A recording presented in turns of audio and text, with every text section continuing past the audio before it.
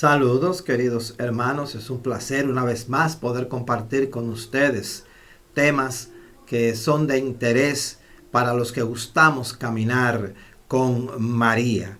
En esta ocasión tenemos un tema titulado Nunca la autoridad apostólica ha tolerado en la iglesia tantos errores doctrinales y tantos abusos disciplinarios y litúrgicos.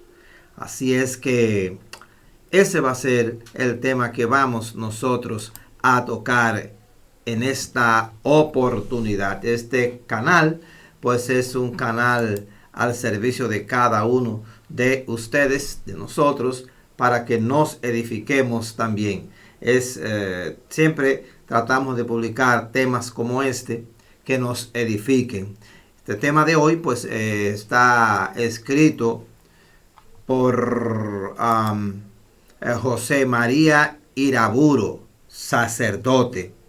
Así es que, y fue publicado en Info Católica. Me tomo la libertad de leerlo aquí para ustedes porque es sumamente importante, edificante para cada uno de nosotros.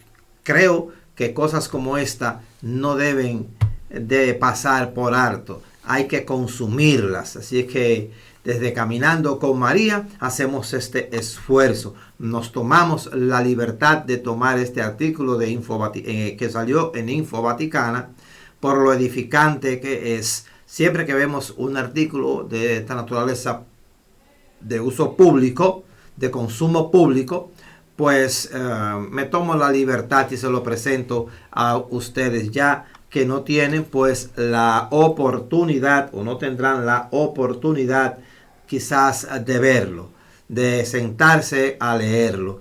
Y ese trabajo, bueno, pues yo me tomo ese tiempo para hacerlo por ustedes. Ustedes el de escucharlo. Por favor, denle like y si no está suscrito, suscríbase, porque esa es la única manera de cómo nosotros con estos temas podemos llegar a más y más personas. Bien, bueno, pues repetimos el título del tema. Nunca la autoridad apostólica ha tolerado en la iglesia tantos errores doctrinales y tantos abusos disciplinares y litúrgicos. Voy a dejar en la pantalla la portada desde el principio hasta el final. Si considero que debo de hacer algo, decir algo por la emoción, ¿verdad? Comentar algo, pues ahí pondré mi rostro y volveré nuevamente con la portada y continuar pues con el artículo. En el nombre del Padre, del Hijo y del Espíritu Santo. Amén. Ven con nosotros a caminar, Virgen María. Bueno, adelante. Recuérdense, denle like y suscríbanse. Por favor. Vamos a poner en la portada entonces el título. Y vamos nosotros entonces a darle entrada al tema. Miren. Nunca la iglesia ha tenido tantas luces de verdad y nunca ha sufrido una invasión de herejías semejante. Las dos afirmaciones son verdaderas, aunque parezcan contradictorias entre sí. Nunca la iglesia docente ha tenido tanta luz como ahora. Nunca ha tenido un cuerpo doctrinal tan amplio, coherente y perfecto sobre cuestiones bíblicas, dogmáticas, morales, litúrgicas, sociales, sobre sacerdocio, laicado, vida religiosa, sobre tantas cuestiones diversas. Esa es la verdad. Pensemos, por ejemplo, en la doctrina actual de la Iglesia sobre el sacerdocio, dada en tantas encíclicas, en documentos del Vaticano II. Hasta hace 100 años en la Iglesia solo había sobre el sacerdocio una serie de cánones disciplinares formulados en concilios regionales o ecuménicos. Los 6 libros del sacerdocio de San Juan Crisóstomo es una de ellas. Regula Pastoralis de San Gregorio Magno, otras de ellas. Algunas obras espirituales modernas y al menos al alcance de los sacerdotes. No mucho más. No nos damos cuenta quizás de la inmensa luminosidad de la iglesia actual. Realmente el espíritu de la verdad nos guía hacia la verdad plena. Sin embargo, no se conoce ninguna época de la iglesia en que los errores y las dudas en la fe hayan proliferado en el pueblo católico de forma tan generalizada como hoy, dice el sacerdote Iraburu. Sobre todo en las iglesias de los países ricos de Occidente. Juan Pablo II decía: los cristianos de hoy en gran parte se sienten extraviados, confusos, perplejos e incluso desilusionados.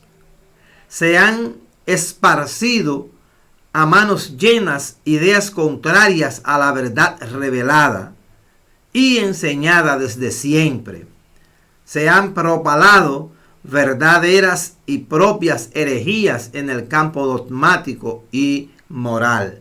Esto lo dijo en junio 2 del año 1981 el Santo Padre Juan Pablo II. Primera cuestión: ¿cómo ha podido suceder esto? Dice el sacerdote: si hay campos en la iglesia en los que la cizaña de los errores abunda más que el trigo de la fe católica verdadera, debe surgir entre nosotros, repito, debe aquella pregunta de los apóstoles: Señor, ¿no sembraste buena semilla en tu campo?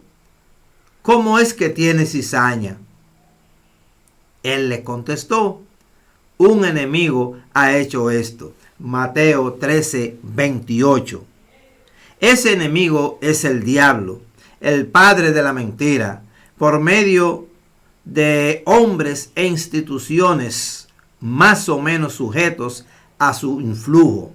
Pero, ¿cómo ha podido suceder esto? Esa pregunta, en cierto modo, tiene una única respuesta.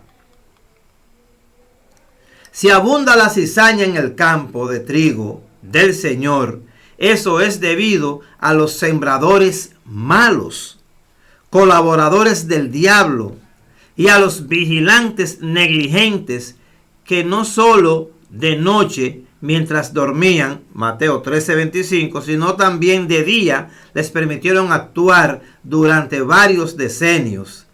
Pónganse en la mente el caso de Alemania. Eso no lo dice él, eso lo digo yo. No puede darse otra explicación. Es obvio que herejías, cismas y sacrilegios se han dado y se darán siempre en la iglesia, pero solamente duran dentro de ella en la medida en que son tolerados por los pastores sagrados, es decir, en la medida en que quedan impunes. Habrá que afirmar, por tanto, que si durante el último medio siglo han podido esparcirse a manos llenas verdaderas herejías, haciendo que los cristianos de hoy en gran parte se sientan extraviados, confusos, perplejos, esto es debido a la acción de herejes, cismáticos y sacrílegos, y a la omisión de un ejercicio suficiente de autoridad apostólica. Wow, queridos hermanos, a veces a uno le tiembla el corazón cuando escucha esto de las cosas que uno ha venido diciendo y comentando siempre en estos programas, y que sale de la boca, de la pluma de un sacerdote claro en este sentido. Es verdad, toda la distorsión de la fe que ha habido en nuestra iglesia en nuestros tiempos se debe a los malos pastores que tenemos dentro de la iglesia, no a los buenos pastores. Si ellas permanecen, es porque esos pastores permanecen también. Esas malas cizañas que no obedecen al Espíritu Santo ni a Dios, sino al demonio, propagan todo esto. Bien, continuamos entonces. La génesis histórica de la debilitación de la autoridad apostólica en tantos sagrados padres católicos exigiría un estudio que aquí es imposible y del que no sería yo capaz. Pero aunque sea un atrevimiento, señalaré ciertos datos importantes, solo dos. En el Concilio Vaticano II se reafirma con toda fuerza la autoridad apostólica ejercitada en el triplet munus o tria numera, enseñanza de la doctrina, santificación sacramental y gobierno pastoral. Esta apostólica autoridad sagrada la comunidad, Cristo por orden sacerdotal, al Papa, a los obispos y a los sacerdotes y diáconos. Esto queda afirmado en el Vaticano II con absoluta firmeza y claridad. Hay, sin embargo, en el concilio alguna expresión, lo que es inevitable en toda palabra humana, que considerada sin relación a otros textos conciliares fundamentales, podría devaluar la autoridad apostólica. Es decir, podría ser mal entendida en un sentido contrario al Vaticano II. Por ejemplo, si el principio de que la verdad no se impone de otra manera que por la fuerza de la misma verdad, que penetra suave y a la vez fuertemente en las almas, se entendiera en el sentido de que la autoridad apostólica no debe ser ejercitada en cuanto tal al enseñar las verdades católicas, ni a rechazar los errores que las niegan. Tal principio sería inconciliable con la enseñanza y el ejemplo de Cristo, de los apóstoles y de la Iglesia, y con la misma enseñanza del Vaticano II. Es evidente que Cristo, afirmando verdades y negando errores, hablaba con autoridad, como nos dice en Lucas 4:32, no como los letrados. Y la Iglesia habla al mundo con la misma autoridad de Cristo, lo que el mundo no aguanta. Es decir, ese principio es mal entendido cuando se opone a la doctrina católica, y de hecho, durante los decenios postconciliares, son muchos quienes los han malentendido, tolerando así en tantos ambientes católicos predominaran los errores sobre la verdad. En el pontificado de Pablo VI, en los primeros años postconciliares, a partir sobre todo de la Humanae Vitae en 1968, parece debilitarse el gobierno pastoral de la autoridad apostólica suprema. Y esa debilitación se difunde en alguna medida, lógicamente, a toda la iglesia: obispos, sacerdotes, teólogos, superiores religiosos, padres de familias, catequistas, etc. El mismo Papa Pablo VI, de santa memoria, que en la enseñanza de la verdad y en la refutación de los errores afirma, en ocasiones con testimonio heroico y martirial, su autoridad apostólica docente. Cohíbe, con buena parte, por el contrario, su autoridad suprema de gobierno pastoral a la hora de atajar a los heréticos y cismáticos que actúan abiertamente dentro de la iglesia. En palabras de Juan Pablo II, se han propalado verdaderas herejías en el campo dogmático y moral, dejando a muchos cristianos de hoy extraviados, confusos y perplejos. En otras palabras, innumerables lobos sueltos han hecho y hacen estragos en el rebaño de Cristo. Y esto durante muchos años, no en una incursión breve. Wow, Dios mío. Para que ustedes vayan internando todas estas cosas que ahora a mí, bueno, pues me crispan los vellos, los pelos de la piel, como se me crispan los pelos de la piel, escuchando estas cosas, no dichas por mí, sino dichas por este sacerdote Iraburu. Bien, entonces, siempre Pablo VI persevera en la norma de, primero, enseñar la verdad, segundo, reprobar los errores, pero no sancionar a quienes dentro de la iglesia mantienen actitudes disidentes y rebeldes, fuera de casos absolutamente excepcionales, como es el caso de no se sanciona a los alemanes, por ejemplo. Solo Dios sabe si aplicar esa manera era lo más prudente en aquellos agitados años.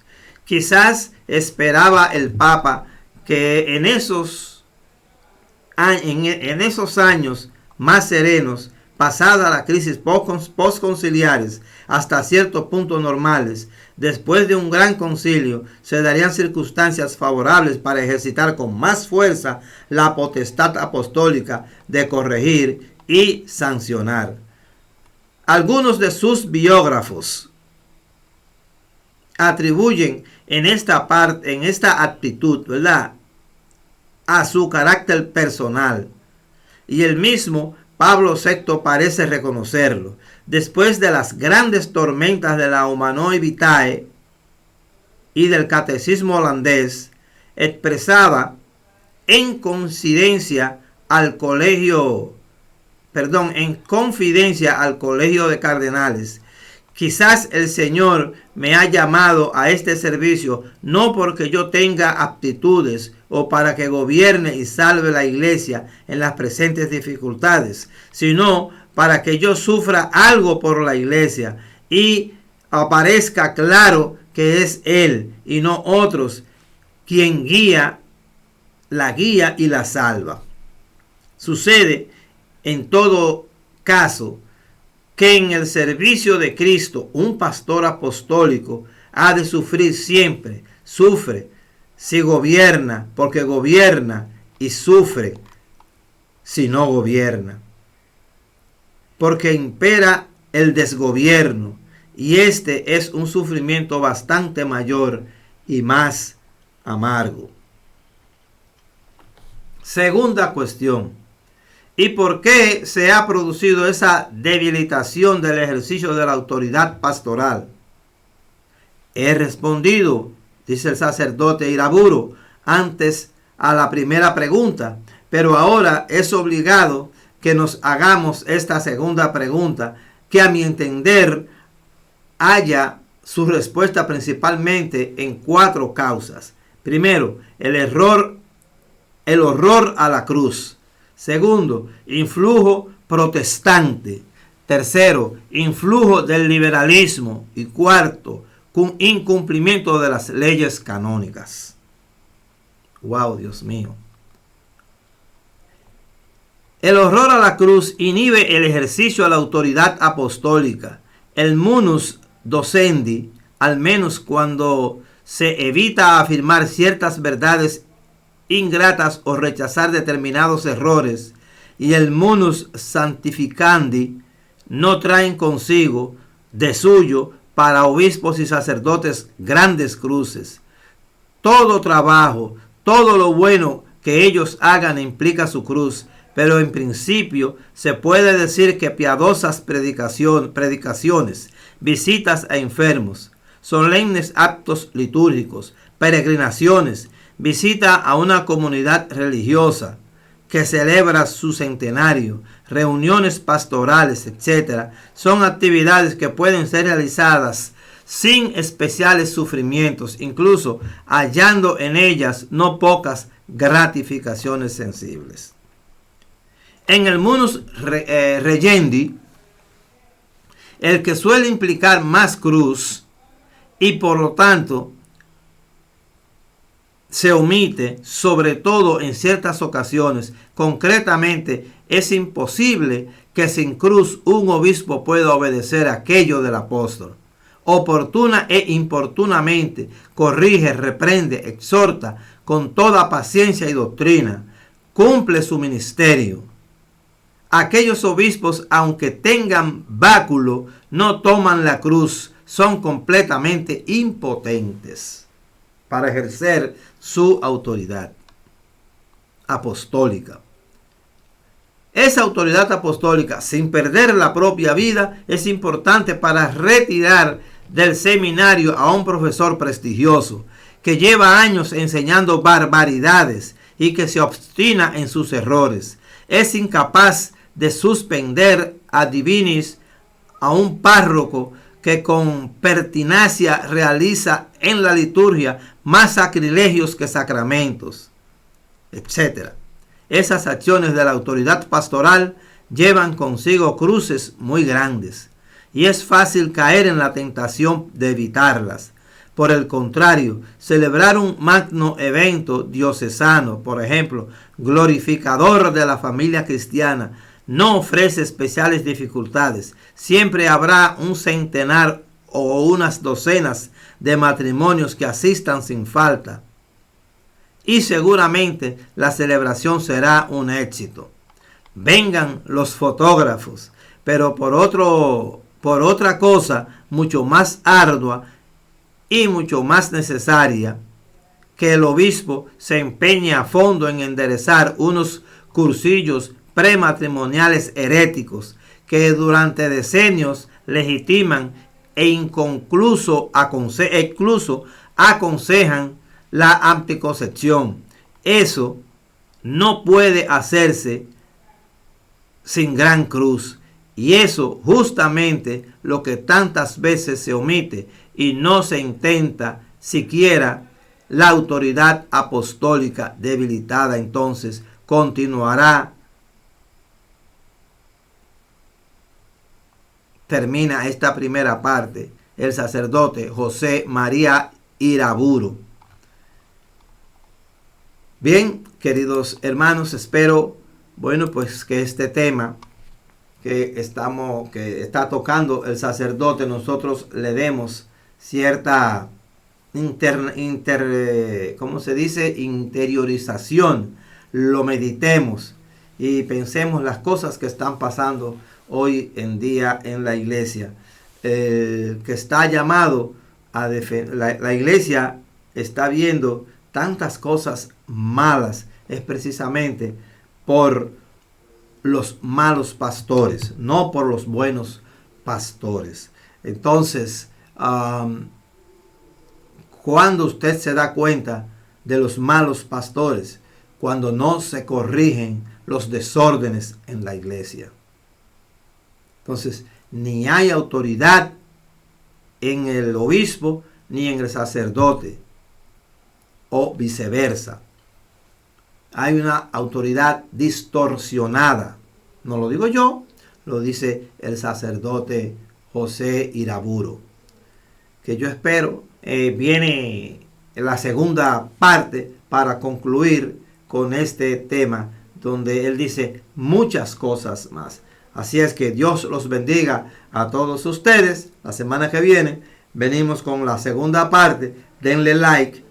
No se olviden de darle like y compartirlo, de ser posible. Y si usted no se ha suscrito, pues suscríbase. Caminando con María Rafael Martínez con ustedes. Y recuérdense que nosotros defendemos la vida desde el nacimiento hasta la muerte natural. No estamos con la eutanasia.